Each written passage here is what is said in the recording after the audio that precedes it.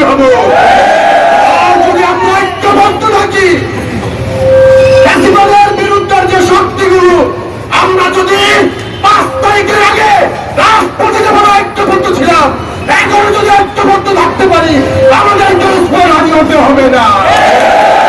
সংগ্রামী সাথী বন্ধুগণ, আজকে আমরা যদি নারী তাকবীর স্লোগান দেয়, আমাদের অনেক ভাইরা বলে এটা নাকি জামাত শিবিরের স্লোগান।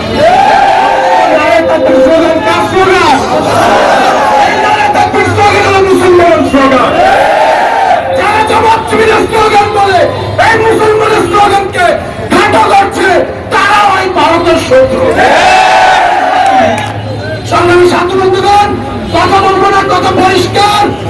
ভারতের বিরুদ্ধে, এই আওয়ামী লীগের বিরুদ্ধে 5 তারিখের আগে আমরা যেভাবে ঐক্যবদ্ধ ছিলাম, আগামীর